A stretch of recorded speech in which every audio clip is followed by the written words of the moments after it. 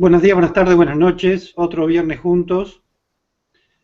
Eh, un poco el día de hoy vamos a tener un tema muy particular, muy especial, porque vamos a hablar un poco de los miedos del escritor.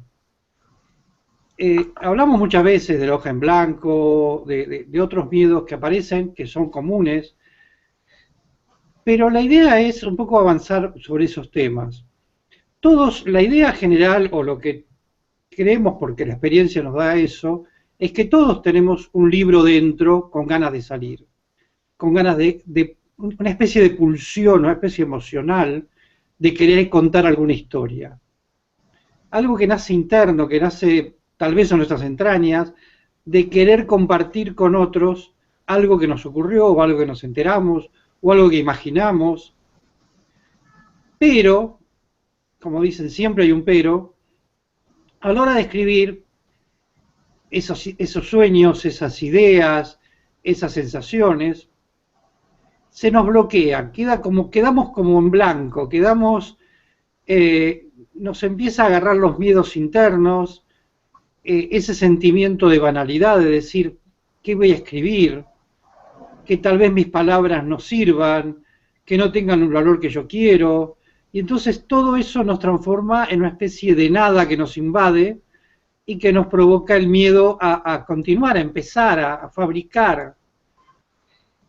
Y lo que fabricamos en ese momento son murallas. Esas murallas interiores de tener una hoja en blanco y de empezar a decir, bueno, ahora no tengo tiempo de escribir, o me voy a hacer otra cosa, o me voy a poner a escribir más tarde porque ahora estoy ocupado. Entonces vamos a empezar a acordarnos de un montón de actividades que teníamos que hacer, pero que realmente no son tan importantes como escribir, pero que aparecieron en nuestra mente para ayudarnos a encontrar excusas para no escribir. Son una especie de sustitutos para reemplazar esa pesadilla que es sentarse frente a la página en blanco y nos escudamos atrás de esos sustitutos que realmente son eso, son excusas para no empezar a escribir seriamente. Pero hay una buena noticia, no les pasa a todos, es decir, les pasó a todos los escritores, les pasó siempre.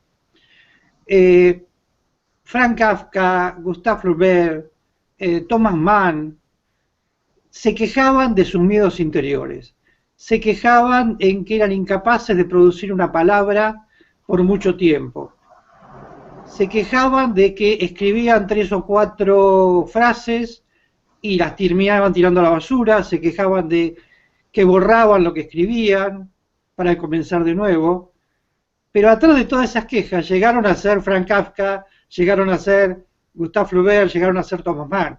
Es decir, vencieron todo eso para ser grandes escritores. Entonces, todos esos miedos que van apareciendo los tenemos que ir licuando atrás de esa necesidad de escribir y de volcar. Yo trabajé en unos 10 tips que voy a dar ahora como para que empecemos a analizar qué es lo que nos está pasando cuando nos pasa eso.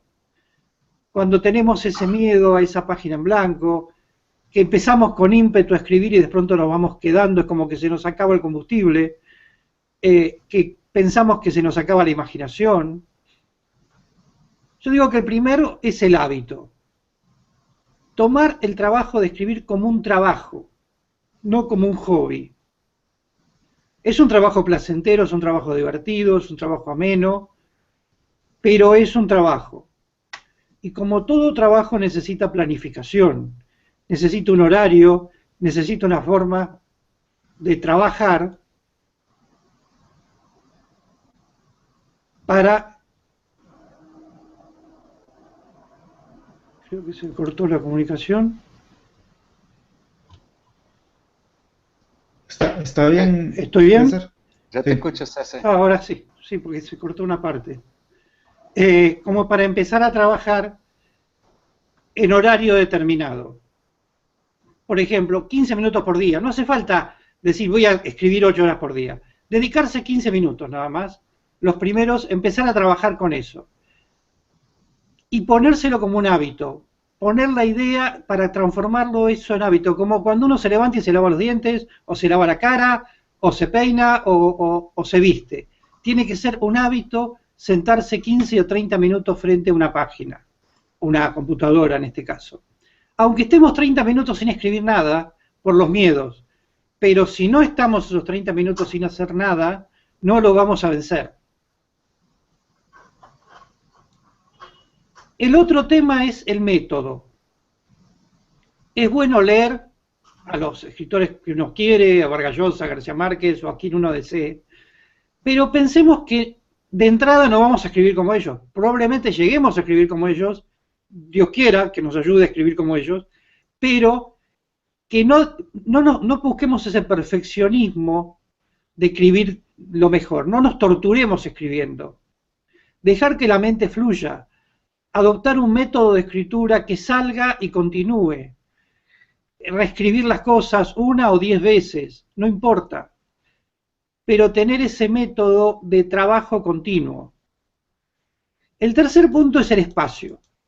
Buscar un espacio cómodo, tener un lugar nuestro con nuestras anotaciones, con nuestras lapiceras, con todo lo que necesitemos para escribirlo, con el ordenador, ser un lugar cómodo, solitario, que no tener gente corriendo alrededor nuestro, que no nos distraiga en nuestros 15 o 30 minutos diarios de trabajo.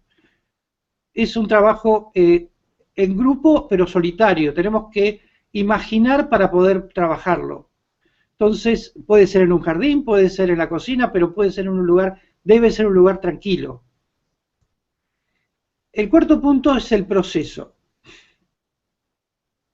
No creer que el resultado es el final. Es decir, el trabajo de escribir es un proceso. Es el proceso creativo. No es el resultado. Es todo un camino de trabajar en algo. Todos sabemos que antes de teclear la primera palabra, de escribir la primera frase, ya tenemos casi el libro escrito en la cabeza. Cortázar decía que él cuando se sentaba a escribir es porque ya tenía desde el principio al fin el cuento relatado. Lo único que hacía era volcarlo en el papel. Les pasa a todos. Todos tenemos, no completo, como decía Cortázar, pero sí pedazos de historia, cómo vamos a empezar, cómo vamos a terminar, cuál va a ser el desarrollo. Y lo queremos volcar. Entonces, tratar de ser en eso, volcar, tener un proceso de trabajo, imaginar, pensar, incubar el texto, comenzar a escribir, buscar la redacción apropiada, el primer borrador, revisar, es decir, tener un proceso de trabajo. El otro es tener el ritmo de trabajo apropiado. Recordemos que escribir no es una carrera de velocidad, es una carrera de resistencia. Gana el que llega, no el que llega más rápido. Entonces, tener la resistencia de terminar es más importante de terminar rápido. No tenemos que escribir un libro en 15 minutos. Tenemos que escribirlo en el tiempo, en el ritmo nuestro, que nosotros necesitemos, pero escribirlo. Tener ese ritmo, ponerlo, desarrollar los hechos, escribir el final, el principio, buscarle la forma genial de trabajarla, pero al ritmo que nosotros querramos, pero el trabajarlo. El verdadero objetivo es el libro, no es el reloj. Entonces el ritmo, nosotros podemos tener un libro, podemos hacer un libro genial en 3 meses o un libro genial en 3 años. Pero tenemos que tener ese ritmo para desarrollarlo y no cortarlo. El sexto punto es observar. Para desarrollar una trama, para romper esas barreras, para romper los miedos, es observar alrededor y apuntar situaciones, apuntar personajes. Muchas veces yo decía de irse a un mall y sentarse a mirar a la gente que pasa y hacerse una historia ficticia de cualquier persona que pasa por ahí. Empezar a escribir situaciones de otros que nos van a ir dando a romper, vamos a poder romper esa barrera y dando una creatividad sobre la idea general. Es decir, buscar esa metamorfosis mágica que es transformar una visión de algo en una idea, en un relato.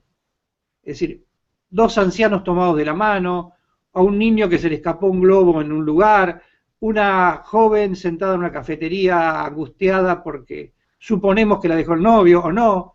Entonces, cada cosa que vemos podemos transformarlo en una historia.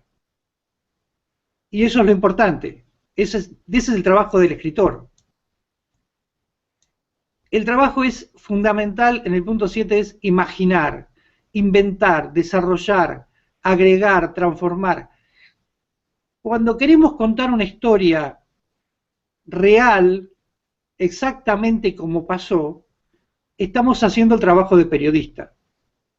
El periodista, la diferencia del escritor y el periodista, es que el periodista, por profesión, tiene que contar la realidad, no puede imaginar. Es decir, por supuesto, un periodista político, un periodista económico, va a imaginar el futuro en base a la política que está pasando, a la economía, todo eso.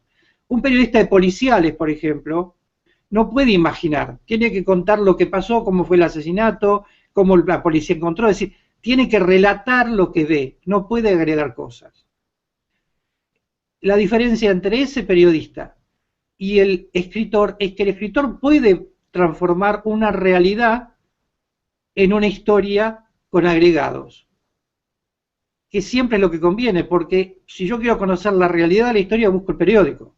El escritor me tiene que contar esa realidad. Si vamos a buscar, por ejemplo, la biografía de García Márquez, sí, él cuenta su vida, pero realmente uno se da cuenta que atrás de lo que cuenta de su vida está agregando un montón de partes de escritor, porque no lo puede obviar, es su sangre. Y en eso tenemos que trabajar mucho. El tema de la motivación, de la idea, del desarrollo, es muy importante. No pensemos que cualquier idea es pequeña, es decir, todas las ideas son grandes, por más que creamos que es pequeña. Porque una idea pequeña después se va expandiendo, si la sabemos trabajar. Después se puede transformar en una saga, en una trilogía, en una serie de historias. Cuando empezaron con Harry Potter, empezaron con una historia, con una idea pequeña que terminó siendo una saga exitosa. Entonces, no pensemos que, no, esta idea no me gusta, ¿para qué la voy a escribir? Esa pequeña idea, si la sabemos amasar, vamos a obtener una gigantesca idea bien trabajada. Todas las ideas son buenas. El otro punto es, no nos preocupemos por las críticas. Los mayores miedos nacen de la preocupación de las críticas. ¿Qué van a decir? ¿De qué nos van a acusar? Yo digo que las críticas, lo peor que hay es cuando no tenemos críticas. En los escritores tenemos tres posiciones en nuestra vida. O estamos arriba, o estamos abajo, o estamos en el medio. Estar en el medio, que es lo que nos pasa siempre, o mayoritariamente cuando uno empieza, es ser ignorado. Cuando uno empieza es como que es desconocido. Lo mejor que nos puede pasar es que nos critiquen, para bien o para mal. Como decía el Quijote, ladran Sancho, señor, que cabalgamos. Entonces, si uno es criticado, por tomar un ejemplo concreto, Dan Brown era un desconocido hasta que un obispo en el Vaticano criticó su obra El Código da Vinci. La criticó, dijo que era una porquería, que era un invento, que no servía para nada. Dan Brown vendió 100 millones de ejemplares gracias a ese obispo que lo criticó. Entonces, que nos critiquen para bien o para mal es bueno. El tema es cuando nos ignoran. Entonces tenemos que hacer todo el movimiento para pasar a que nos vean. Entonces no tengamos miedo que nos vean. No tengamos miedo a que hablen mal de nosotros. Nos puede dar el éxito eso, como le pasó a Dan Brown.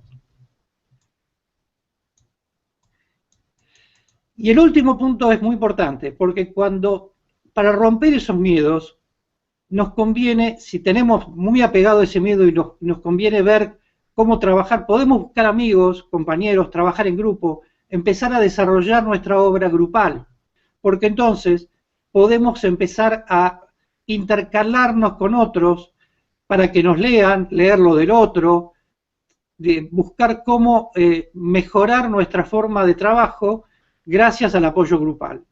El apoyo grupal cuando un escritor empieza es muy importante, porque nos van ayudando a romper esos miedos. Vamos a poder ver en otros el espejo nuestro, ver que no nos pasa a nosotros solos, sino que a los otros también les pasa, y poder trabajar en grupo para desarrollar el texto. Entonces, la mejor forma, o la más valiente, es grupalmente